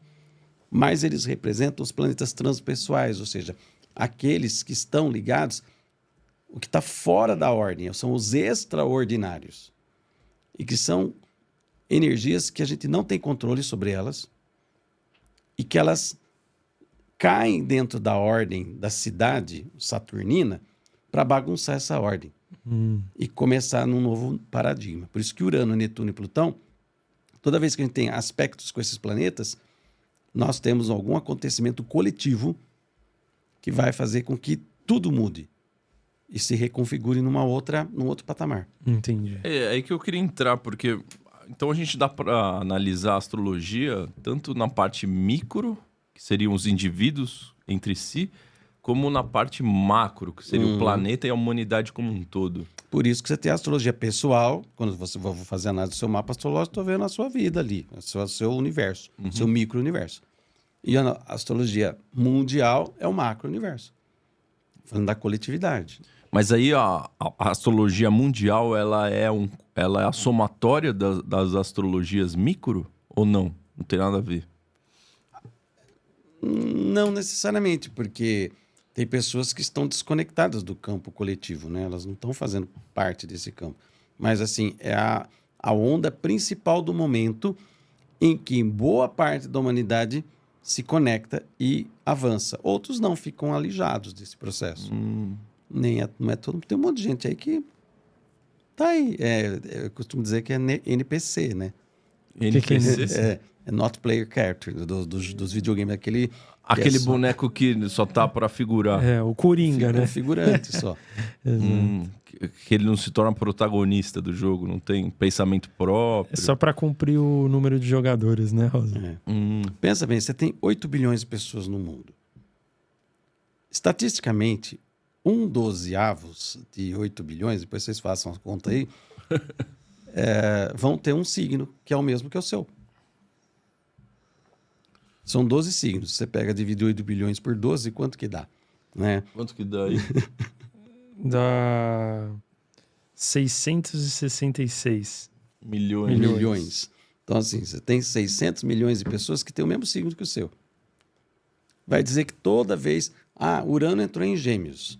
Todos os geminianos vão mudar de consciência? Não. Não vai atingir todo mundo, né? Então, assim, vai também das características de cada mapa astrológico, da vida da pessoa, do contexto cultural, da crença. Da crença. Tem uma série de questões envolvidas aí. Mas é é muita gente, né? 600 milhões de pessoas que têm o seu mesmo signo. Por isso que o horóscopo de jornal não adianta, né? Você vai lá, sou signo de leão, use vermelho para arrumar o bofe no final de semana. Tá, todos os 600 milhões vai fazer isso? E vai dar certo? Não funciona, né? Sim. Mas se a gente olhar, por exemplo, para a época da pandemia, você disse que tinha uma tripla conjunção acontecendo ali. Sim.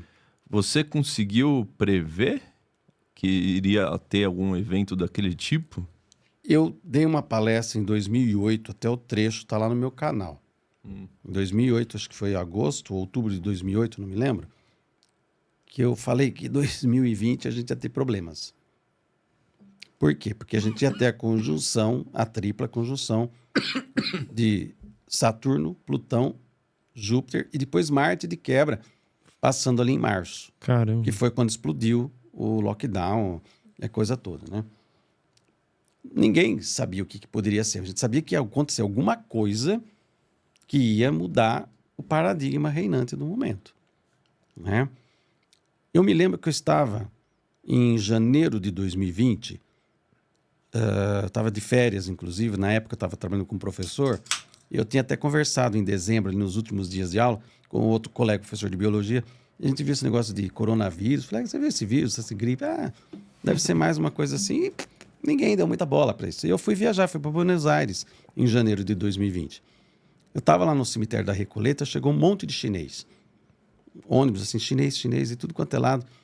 Né? Eu falei, quando imaginar que ia ter um vírus chinês circulando no mundo, eu ali no meio de chineses, né? Então, o que aconteceu ali? Naquele momento que eu estava lá em Buenos Aires, no dia 12 de janeiro, Saturno e Plutão fizeram conjunção. 12 de janeiro. E que foi o dia da morte da primeira pessoa de Covid na China. Nossa. Quando que aconteceu essa conjunção Saturno-Plutão anteriormente? Quando surgiu a AIDS. Quando surgiu a AIDS, AIDS, que é um outro vírus. Outro vírus e outra situação de mortandade coletiva. Né? Então, a gente já vê... E aí você volta no tempo, várias vezes que essa conjunção acontecia, você tinha surtos de peste bubônica. Da peste que matava na Europa. Né? Então, se não me engano, naquele ano, 1348, Acho que foi 1348 que morreu metade da população da Europa em um ano. Caraca, Nossa. muita gente, né? Você pensar que o mundo era a Europa, gente, porque não tinha 1300, não tinha descoberto as Américas ainda. Você tinha aqui os povos originários vivendo aqui, né? Então, assim, o que a gente conhecia de civilização do ponto de vista eurocêntrico era o mundo que se existia na época. Metade do mundo morreu em um ano, né? E você teve conjunção Saturno-Plutão ali na época. E essa Nossa. conjunção demora... Ela vem de quanto tempo? Você sabe? Se não me falha a memória, 35, deixa eu ver, foi 1980, aí nós tivemos 2020, isso daí deu 40 anos, por aí. 38, 40 anos, que essa conjunção acontece. Então a gente não para os próximos anos estamos tranquilos em relação a novas só daqui, pandemias. É só, acho que 2053, alguma coisa assim. Se não me engano. Mas muitos falam que nós podemos passar por uma terceira guerra mundial, tal. Quando tiveram grandes guerras, quais eram as conjunções que estavam tendo e tem alguma previsão disso acontecer? Olha, como eu falei para você, a gente está tendo essa entrada de Urano em Gêmeos, que foi o que aconteceu também no período da Segunda Guerra. Mas, astrologicamente, eu não vejo essa questão de Terceira Guerra Mundial acontecendo. Pô, que bom, hein? Por quê? Eu acredito que, não sei, é uma coisa minha, de crença minha, pessoal, né, de que não vai haver. O que pode acontecer, numa hora ou outra, um louco aí jogar uma bomba nuclear, suja, alguma coisa do tipo, que causa uma destruição local, mas não vejo essa beligerância mundial, de exércitos mundiais se atacando e se destruindo dessa forma. Hoje, as guerras são localizadas e são por procuração, né? Essas guerras que a gente vê, para vender arma e testar armas, né? Econômica. É uma economia por trás. Uhum. Então não faz sentido você ter uma terceira guerra mundial nesse contexto. Agora, nós vamos ter mudanças tecnológicas incríveis nos próximos 7 anos.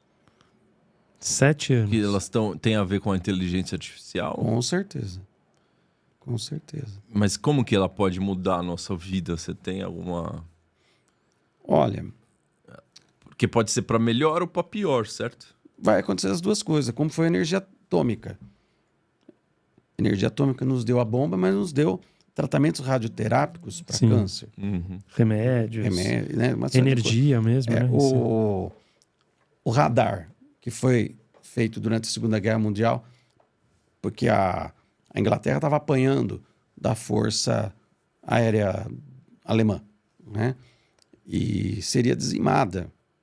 A Inglaterra perderia a guerra para a Alemanha aérea. E aí o cara lá inventou o radar para detectar os aviões chegando antes do tempo, né?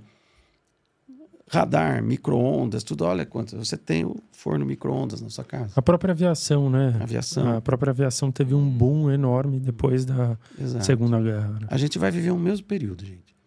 De muita mudança.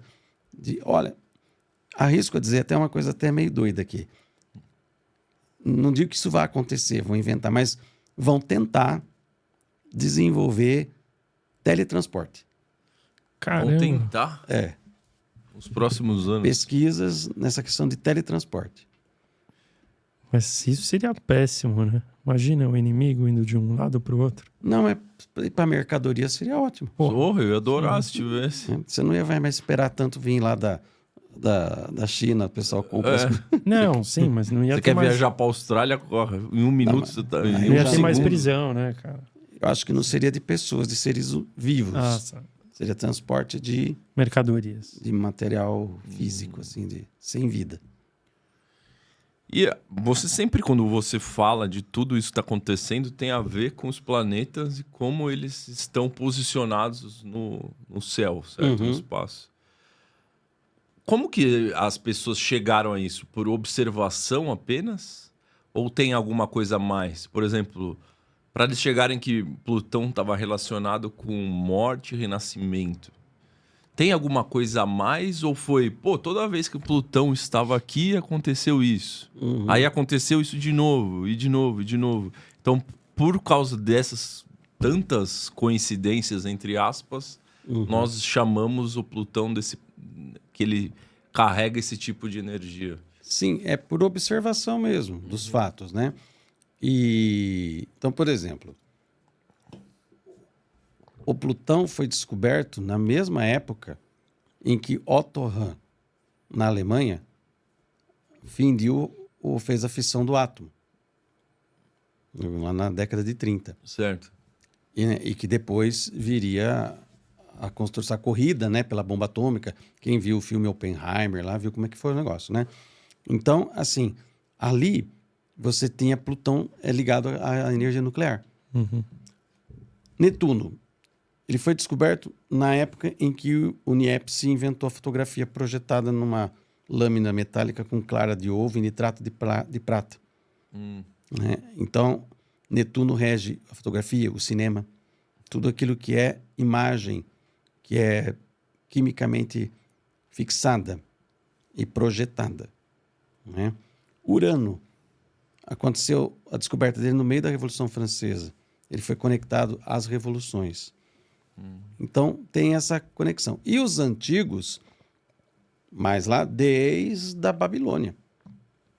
O sacerdote babilônico subia lá naqueles zigurates, que eram umas pirâmides sem bico, né? E ficava lá às madrugadas e via que passava tal planeta, acontecia a cheia, a seca, né? Doença, morte do rei. Ele vai analisando e vai criando essas correlações. Isso gera o estudo que veio há milhares de anos, né? Um histórico, né? É. Inclusive, há um episódio interessante, assim, que da parte da astrologia e astronomia, né? Apareceu um cometa no céu de Londres e naquela época o pessoal falava, cometa é desgraça, né? Vai acabar o mundo. Então começava a correr todo mundo ali para a rua. E aí um astrônomo matemático, foi lá e deu uma olhada na rua e falou, o que está acontecendo aqui, né? Olha lá, apareceu esse cometa no céu. Aí o cara olhou para aquilo, foi lá, entrou, começou a calcular, foi fazendo análise do cometa noite a noite, o caminho que o cometa foi fazendo no céu, aplicou a matemática. Aí aquele povo tudo exasperado. Daí ele falou assim, pode parar, não é o fim do mundo, isso daí é um cometa, ele vai voltar daqui 76 anos. Como que você pode saber disso? Porque eu fiz o cálculo da órbita, apliquei isso aqui, vai acontecer isso, tal. Esse cara era Edwin Halley. É o cometa Halley. O cometa de Halley. Caramba. Entendeu? Então, assim, o cara usou a matemática para prever, né? Foi um primeiro evento interessante, porque para prever uma ocorrência de um evento que até então se achava que era aleatório, que um cometa aparecia no céu porque Deus pôs lá. Era uma ameaça, Deus, agora eu vou acabar com vocês. E jogava um cometa para sinalizar isso. Aí o cara veio falar, não é. Isso é uma estrovenga que passa de 76 anos aqui. Foi na década de 90, não foi que ele apareceu? Foi em 85, 85. a última vez. E a Lua, olhando, porque a gente sempre fala dos planetas. É um ótimo ponto. A Lua, ela só influencia na maré ou ela influencia também na parte astrológica? Igual Netuno, Plutão? Totalmente. A Lua tem uma influência direta, ela tem um ciclo de 28 dias. Que influencia diretamente o ciclo menstrual da mulher. E também a maré, né? A maré. Porque você tem as marés, quando a Lua é nova, Lua cheia, você tem as chamadas marés de Cisígia, né? Quando a força gravitacional de Sol e Lua se somam. E aí o empuxo é maior, então a maré sobe mais. Mas também abaixa mais. Pode reparar, quando você está no mar, sempre que a maré é muito alta, também ela recua bastante. E as marés de quadratura, que são mais fracas, ela sobe um pouquinho e baixa um pouquinho. Sobe um pouquinho e baixa um pouquinho. Então, e a Lua influencia isso. Lua nova e Lua cheia, na astrologia, são momentos de muita energia forte, que atinge diretamente a humanidade. Então, por exemplo, agora, nós vamos ter uma Lua nova, dia 24, se eu não me engano, Lua nova em Leão, que vai fazer o oposição exata com Plutão. Alguma coisa vem aí. Por quê? Porque Leão é o regente dos líderes. Reis, presidentes, primeiros-ministros, né? Os líderes, os governantes, vamos dizer assim, né? Popstars também. Pessoas famosas, pessoas que fazem parte das celebridades. O Michael Jackson tava no Leão, lembra, Rosa? É, né? Foi. O Elvis também. Elvis também. Só que essa lua em Leão vai fazer oposição com Plutão, que é o planeta da morte, em Aquário. E aí? Provavelmente nessa virada de julho para agosto, nós vamos ter a perda de alguma pessoa significativa no mundo. Caramba, de julho para agosto. Por conta disso, pode ser um presidente, um rei. Você vê, o rei Charles está aí doente. O Dalai Lama. Ou um popstar, uma pessoa famosa, como o caso foi o Elvis, o Michael Jackson. E aí tem muitos planetas, eles têm uma energia, alguns masculina e feminina, né? Uhum. O que isso importa para essas análises? Importa. Aí o masculino e o feminino na astrologia não tem nada a ver com a questão do sexo, homem e mulher. Né? Tem a ver com a energia, se ela é uma energia externa ou interna. Então, por exemplo, o masculino, o positivo na astrologia, é tudo aquilo que emite, que expande, que faz um movimento em direção às coisas externas. E o feminino, ao contrário. Ele puxa. O feminino concentra, puxa. Tá? Então, se eu pensar assim, uma explosão é uma coisa masculina. É uma energia masculina que explode. Uma pedra sendo atraída pela gravidade é uma coisa feminina. Nossa. Tá? O óvulo da mulher atrai o espermatozoide. Não é o espermatozoide que vai correndo atrás do óvulo. Tem uma atração ali. É uma coisa química. E é o óvulo que escolhe o espermatozoide que vai entrar. Não o espermatozoide. Não tem essa coisa do espermatozoide vitorioso. Cheguei primeiro, né? E sou maioral e vou entrar e vou... Não, ele pode chegar primeiro, bater lá, o óvulo assim... Você é muito feio, cara. Vou esperar o outro ali. Lá, aquele lá. Entendeu? Então as mães não podem reclamar dos filhos, porque foi vocês que escolheram. Entendeu? O espermatozoide é a mulher que escolhe. E quais são os planetas que são femininos e quais são masculinos? Femininos, tradicionalmente, Lua, Vênus e uma certa composição de Saturno. Tá. Embora ele seja Cronos, tem um lado masculino, mas ele tem um campo feminino interessante. Mercúrio é neutro. Vamos dizer assim, ele tem as duas vertentes, é versátil, bissexual, sei lá. É, mais ou menos isso. Marte é masculino, propriamente dito. Júpiter também. Urano, ele é igual, como Mercúrio, ele tem essas duplas, só que ele tem assim, como Urano tem um ciclo de 84 anos, 42 anos ele fica vibrando no positivo, masculino, 42 anos no feminino. Isso interfere muito na vida humana, no ciclo nosso, aos 42 anos de idade. Para o homem e para a mulher. Caramba! Para o homem, ele entra naquela fase que ele quer surfar, jogar bola com a garotada. Sim. Né? A mulher entra na menopausa. Entendi. Tá explicado aí por que é nos 42 anos. Exato, Urano tem... E aí muita gente se divorcia nessa época. Eu canso de pegar mapa de pessoas que estão entre os 42 e 44 anos vivendo esse ciclo de Urano e que está se divorciando. Entendeu? Porque está sendo influenciado por essa energia. Essa energia influencia, mas a pessoa, dada mais a história de vida dela e o relacionamento que está vivendo, porque assim, se ela está vivendo bem, o relacionamento está legal, não é porque o Urano está ciclando que ela vai largar. Não é um determinismo. Né? O Urano ele não vai causar. Ele vai ser um gatilho para aquilo que já está. Se eu assopro aqui, isso aqui está aqui, não vai cair. Mas se tiver aqui, eu sopro, cai. Então tem que ter uma predisposição para a coisa acontecer. Então nós vamos falar, você está num ciclo de Urano, você vai largar o marido. Não, se o casamento está perfeito, está tranquilo, não tem porquê. Mas, de repente, é o trabalho que não está. Então, eu vou largar o trabalho, cansei do banco, vou abrir uma loja de roupa. Não precisa ser um divórcio no relacionamento amoroso. Pode ser no relacionamento profissional, por exemplo. É uma ruptura que a pessoa faz para começar uma nova empreitada. Interessante, hein? E aí, se a gente continuar, Plutão seria feminino ou masculino? Ele é considerado uma energia mais pro lado feminina, tá? Mas há também, porque muitos associam ao Deus, né? E o Deus é masculino, mas o tipo de energia é mais... Por isso que não tem a ver com um homem ou mulher. Por exemplo, Saturno, ele é de concentração, ele é de agregação. Ele é Cronos, é homem, né? Dentro da mitologia, mas a energia dele é feminina, é de concentrar. E o Plutão também tem essa energia mais feminina. E por que eles têm todos os nomes de deuses da mitologia grega? Júpiter, Marte, que seria o deus da guerra. Tem para nós, né, que somos herdeiros da cultura grega, né? Mas eles tinham nomes diferentes em outras culturas. A cultura babilônica tinha outro nome, né?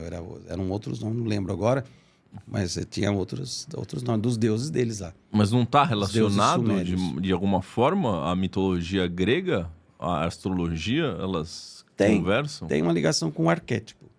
Com o De arquétipo. novo os arquétipos. aí. Os arquétipos têm. Então, por exemplo, Júpiter, né?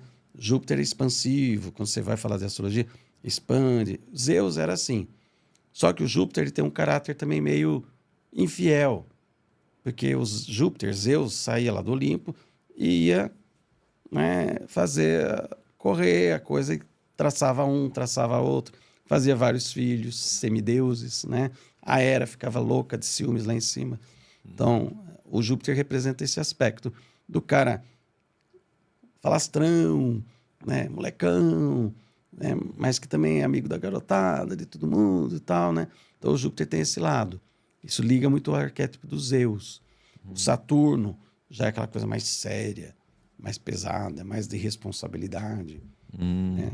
Então tem uma ligação com os deuses, Os com arquétipos. personalidades deles. E do ponto de vista consciencial, então, essa astrologia sistêmica mundial, se você pudesse resumir assim, o que ela tem de... Além de trazermos alertas para as coisas que a gente pode vir a vivenciar de uma maneira muitas vezes negativa, digamos assim, do ponto de vista positivo, que mensagem que ela pode trazer para a gente? Do ponto de vista de consciência, expansão da consciência, de despertar. Que não existe destino gravado em pedra. Tá? Nós somos o protagonista. Os astros, eu sempre uso essa expressão, os astros tocam a música. Você dança se você quiser, se você sabe dançar. Ah, tá tocando forró, não sei dançar. Vou esperar tocar funk. Entendeu? Então, os astros dão o tom do momento. Para algumas pessoas, aquilo toca. E a pessoa se move. E ela faz a vida acontecer. Então, depende da energia dela. É como se nós fôssemos filtros. Então, a energia astrológica passa por mim, passa pelo aquilo que eu sou da minha essência interna, se modula e eu ajo. Só que a forma como age em mim é diferente do que vai agir no Pedro, no Paulo, na Maria e no João. Então, não existe, por isso que não existe horóscopo. Não existe. Não existe Único. horóscopo de leão vai viver isso. A gente vê isso muito na internet. Ah, como vai ser o mês de julho para os leoninos, para os virginianos? Isso não existe na astrologia. Tem muito disso mesmo. Porque são 600 milhões de pessoas que são do signo de Virgem. E não dá para falar que todas vão modular, todas vão saber dançar forró. Se a energia que o planeta está emanando naquele momento é forró. Aquela que sabe bem dançar forró vai se dar bem com essa energia. Aqui não. E porque também tem pessoas que têm por exemplo, alguém é de leão. 600 milhões de pessoas são de leão, mas quantas são de leão e tem o ascendente Pois em é. Libra? Por isso que Quantas o mapa tem? astrológico é fundamental. Você conhecer o seu mapa, porque ele vai dar o ascendente, vai dar a posição dos planetas, né?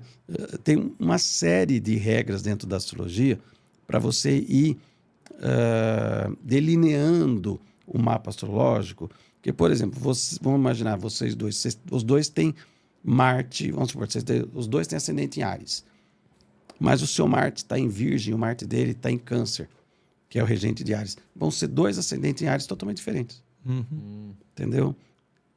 Mas e aí o ser humano ele é igual à Terra? Por exemplo, quando a Terra está se movendo, você está contando, pô, teve tal planeta, entrou no signo tal. Nós, como os indivíduos, também é a mesma coisa quando a gente fala, pô, agora minha casa 10 está no planeta de Marte. Seria parecido? Como se o signo ele não fosse...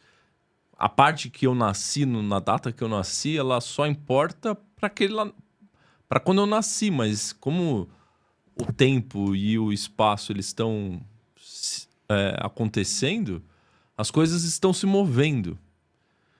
Então, a cada ano, é como se eu tivesse uma influência totalmente diferente sobre mim, igual a Terra tem sobre ela, quando esses planetas entram em conjunturas e tal. Porque você tem o seu mapa astral. O que é o seu mapa astral? É o diagrama do momento que você nasceu.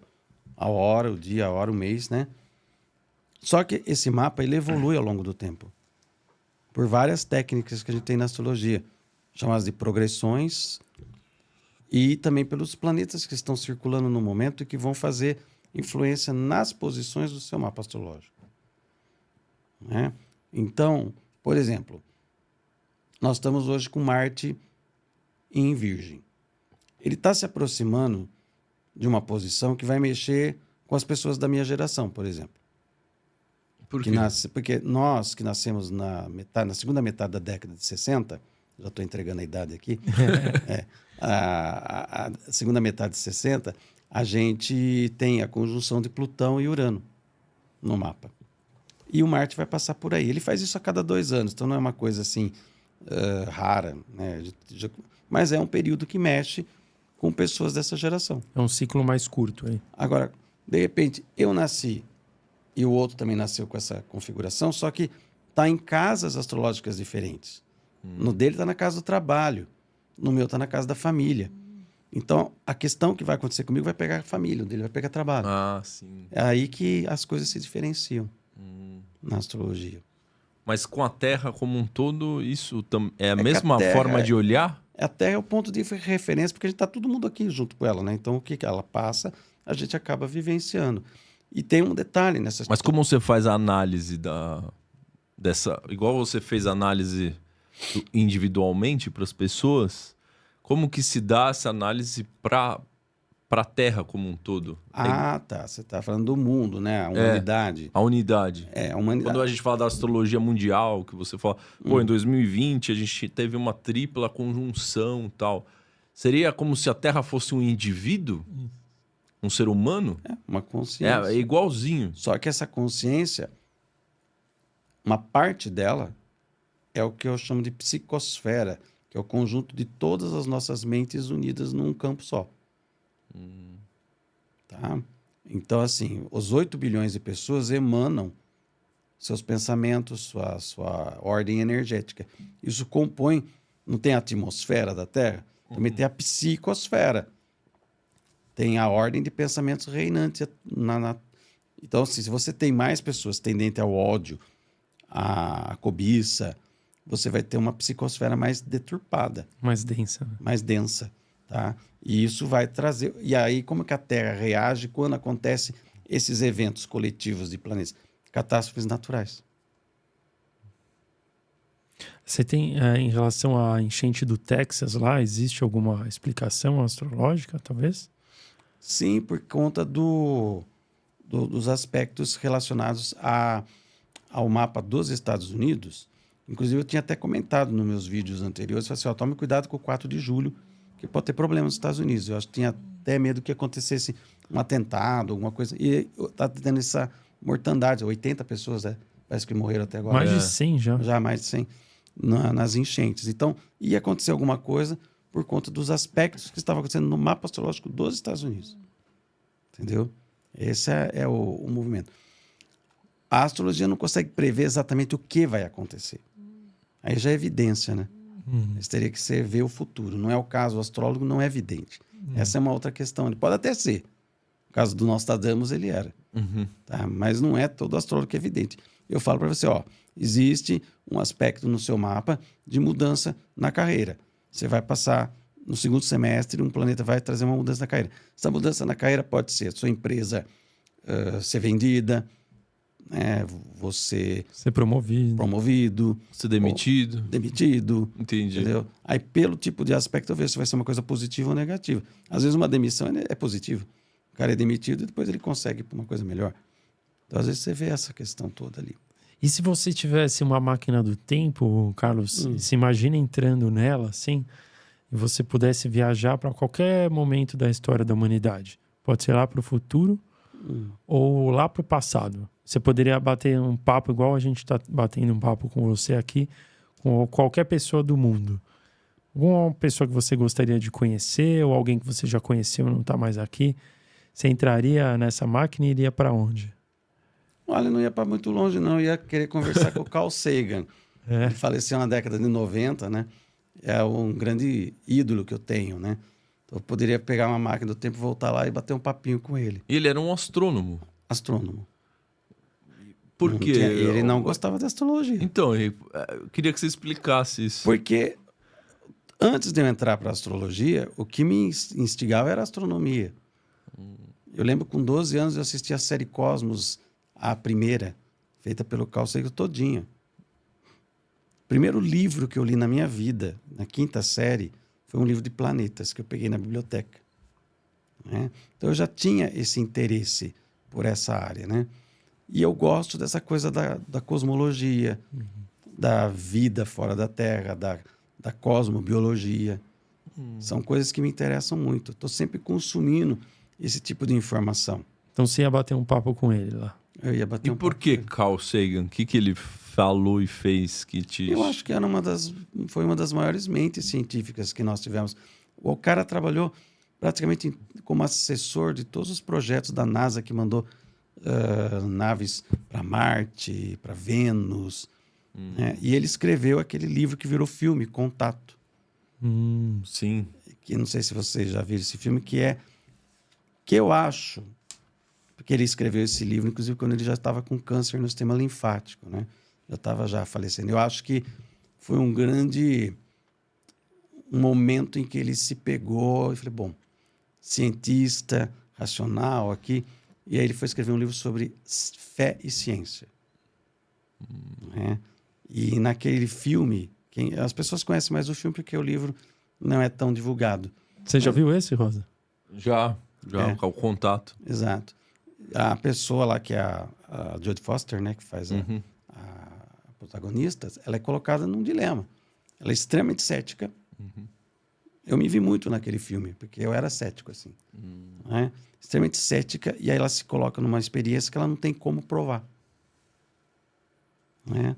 Então, eu acho que ele chegou num momento ali, nos finalmente dele, que ele reviu algumas questões do ceticismo dele. E você acredita em Deus? Não no Deus das religiões. Como é o seu Deus? Eu acredito no princípio organizador da consciência de tudo isso, né? Como se fosse um maestro dessa grande orquestra cósmica que a gente vive.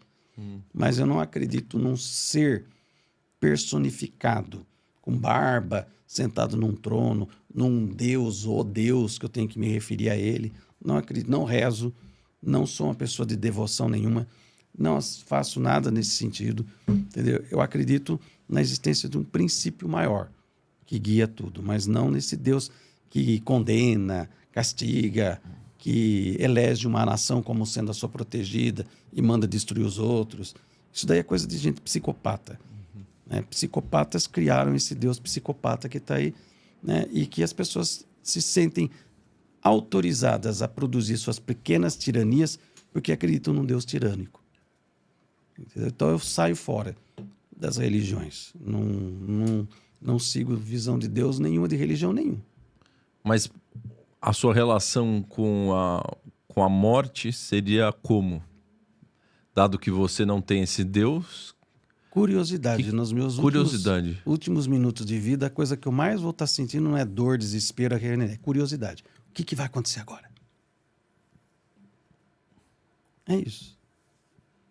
Eu não tenho a resposta do que tem lá. Tem um monte de gente que tem resposta e acredita. E se não for? Então eu prefiro ter a curiosidade de esperar o momento que chegar a minha vez. Eu tenho essa questão da reencarnação que eu contei para vocês, né? Essa foto e tudo mais. Então, provavelmente a gente volte aqui. Né? É bem provável que a gente volte. E talvez não seja a primeira vez que a gente esteja por aqui. Mas até isso é até da crença, porque não tem prova disso, né? Qual a palavra, Rosa, desse episódio, na sua visão? A palavra? 2026? O que você acha? Pode ser. Pode ser? Vamos. Então, ó, pra galera que chegou aí até o final desse episódio maravilhoso aqui com o Carlos, coloca aí nos comentários 2026, né? Segundo aqui o Carlos, fevereiro de 26, né? Vai ter essa conjunção que vão ter vários significados importantes e que nós precisamos estar coletivamente conscientes, né? Digamos assim, para que possamos ultrapassar essa janela temporal de uma maneira plena. Correto? Com certeza. E que a gente consiga absorver o máximo possível de aprendizagem nesse período, porque os desafios nunca vão deixar de existir. O pessoal acredita muito assim, quando a gente dá uma data, né, 2026, 2020, portal para a Era de Aquário. Gente, astronomicamente a Era de Aquário vai acontecer lá em 2600 só, então tá longe. Nossa. Né? Então, assim, esse negócio de Era de Aquário, eu não vou nessa onda mística. Que vende, né? E outra, nada vai ser perfeito, lindo e maravilhoso, porque o ser humano, ele na sua natureza, falho em uma série de coisas. A gente vai se aprimorando. Hoje a gente vive numa situação muito melhor do que nas aldeias medievais, sendo invadido por vikings, celta, cortando sua cabeça. Embora tenha regiões do planeta que vivem ainda assim, né? Você tem comunidades, você tem países que ainda vivem nessa lei mais, assim, selvagem. Mas se você for no cômputo olhar, nós melhoramos, no geral, né? Então, vai haver problemas. Não é porque nós vamos passar pela essa porta de 2026 que do lado de lá vai ser tudo lindo e maravilhoso. Não. Até porque, né, parodiando lá a frase do Homem-Aranha, né, com grandes, né, poderes vem grandes responsabilidades, a partir do momento que você ganha mais consciência, você se torna mais responsável por aquilo que você vai fazer. Então, os desafios também aumentam de intensidade. Você passa por uma nova fase do videogame. A coisa começa a ficar mais apertada. Então, assim, a gente tem que estar... E aí, o que acontece? As pessoas que não desenvolverem essa consciência não vão conseguir nada a partir de 2026, vão ter muita dificuldade de permanecer nesse planeta. Então, é uma questão de sobrevivência também planetária, individual e coletiva. Porque a Terra também está passando pelas suas transformações. Estava vendo agora que nós vamos ter uma onda de frio agora que vem vindo, que vai fazer frio até no norte do país, coisa que nunca fez. Nossa. Com geada e neve em lugar que nunca teve neve no Brasil. Então, por causa de um tal de vórtex polar que está acontecendo. Então, são as mudanças que a Terra também está vivenciando. Assim como a gente vive crises no relacionamento, crises no trabalho, problemas de saúde, a Terra também vive as suas questões. E nós estamos pendurados nela aqui. E ela é maior do que a gente. Na briga entre Terra e humanidade, a Terra sempre venceu. A Terra sempre vai vencer. Vamos pensar, os dinossauros dominaram o planeta por 250 milhões de anos e desapareceram com a queda de um cometa. Né? Os oceanos, há 250 milhões atrás, houve um vulcanismo na Terra e paralisou as correntes térmicas do oceano, paralisou o oceano, morreu 97% da vida marinha. Caramba. Então, assim, a qualquer momento pode acontecer uma coisa dessas. Por isso que o NOAA lá nos Estados Unidos tem zilhões de boias no oceano dando a temperatura da água, porque se começar a mover aquilo, significa que está mudando as correntes de térmicas do oceano e pode ter uma mudança global climática. Então a gente tem que estar preparado para isso. Em vez de ficar choramingando pelos cantos, o que a gente pode fazer em termos de a gente se melhorar enquanto indivíduo e ter mais consciência das coisas, conhecer melhor as coisas, Porque pode ser que as coisas fiquem muito apertadas lá na frente. Tá? Mas sabe que, fazer uma revelação pessoal, eu até que torço para que isso aconteça, porque eu acho que a maneira como nós estamos como coletividade é muito precária. Então, por mais que isso possa trazer tantas coisas negativas, mas talvez do lado de lá a gente vai sair melhor. Não só do lado de lá, durante esse processo. A gente vai parar de viver essa vida de aparências, de rede social, de querer discutir um com o outro. E a gente vai cair numa realidade que a gente nunca caiu, a nossa civilização. Sim, sim. E não precisa ter grandes eventos assim apocalípticos, nada tão assim. Tem alguns eventos aí, por exemplo, o Campo Flegrei, ali na Itália, na região de Nápoles. É uma caldeira vulcânica que está prestes a explodir a qualquer momento. Se aquilo acontecer, muita gente vai morrer. Vai causar uma conturbação na Europa muito grande. Nós temos vulcões na Islândia que, se entrar em erupção de forma coordenada, inviabiliza a navegação aérea em cima da Europa por semanas. Nossa. Caramba. Né? Você tem a ilha de Santorini, ali na Grécia, que também está com problemas. Então, são pontos que podem explodir. E nós temos essa falha magnética do campo magnético em cima do Brasil aqui, a anomalia do Atlântico Sul, que permite a entrada. Toda vez que tem tempestades solares mais intensas, aqui a gente sofre um pouco mais o baque, porque a gente está sem proteção.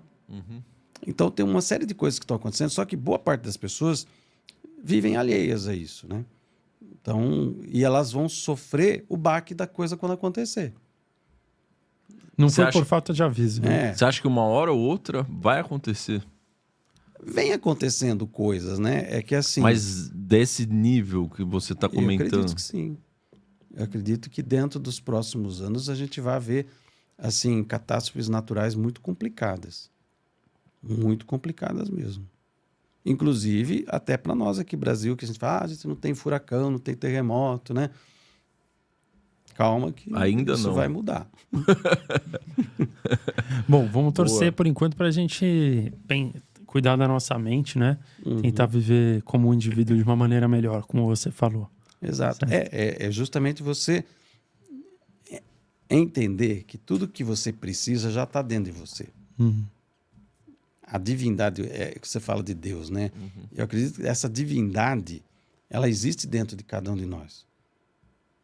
E o ser humano, ele é uma coisa maluca, porque ele vai de Hitler a São Francisco de Assis. É um espectro muito grande. Mas todos, bonitos, feios, malvados ou bonzinhos, todos nós temos uma centelha divina aqui dentro. Então, o que acontece? É que essa centelha está coberta, em algumas pessoas, de um pó de crenças equivocadas, de rancor, de traumas, né?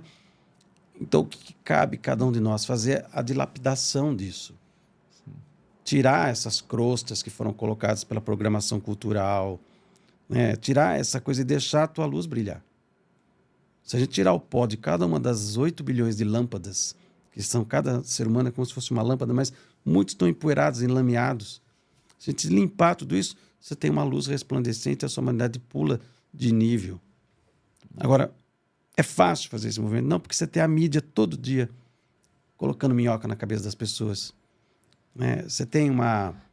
Como fazer esse movimento, né? Pois cada vez mais as pessoas têm que buscar o que diz dentro delas a resposta, e não o que está fora. Só que para isso ela tem que olhar para dentro. Só que tudo conspira para você não olhar para dentro. A gente passa o dia que nem zumbi, se acorda, trabalha, pum, tô cansado, cai na cama. Não teve um momento que você parou. Nossa, eu existo, eu penso, eu tô aqui, eu tenho necessidades, eu tenho desejos, eu tenho tesões, eu tenho um monte de coisa para resolver na minha vida. E a gente passa batido por cima disso. Aí o que acontece?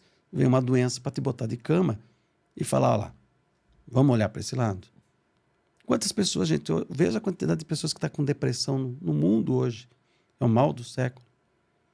Porque a depressão é um esquecimento de si mesmo. O esquecimento de si mesmo frente às vicissitudes, às exigências do mundo moderno, faz com que as pessoas se esqueçam de si. E a depressão vem para lembrar elas. Então pode escrever nos comentários, na verdade, busque dentro de si, né, Rosa? Pode ser. Né? Vamos Eu lá. acho que é uma boa. Escrevam nos comentários aí, busque dentro de si. Muito bom. Para a galera que tá aí, conheçam o Carlos, né? O Carlos tá aqui na descrição do vídeo também, tá aqui, mas como vocês podem conhecer um pouquinho mais do trabalho dele, ele dá aulas, tem cursos de astrologia mundial aí, tem todas as formas de conhecer. Gostou de estar aqui com a gente? Nossa, adorei. Muito bom, Adorei, hein? muito bom, gostei muito. Só perdoa da minha voz, tá assim, Não, imagina. fanhosa, né? Porque A minha também tá, então... essa onda de frio me pegou aí. E a gente fala sempre, galera, se esse conteúdo te impactou de alguma maneira positiva, imagina que legal compartilhar com alguém aí que você ama. Então, compartilha o vídeo, inscreva-se no Lean Podcast, dá essa força aí pra gente, né, Rosa? Aí, tô na tela aqui, ó. Aqui, ó. Exatamente. Põe de novo Põe aí, de Babi. novo, Babi. Boa, dá um play Ó, ali. Isso. Aqui, ó.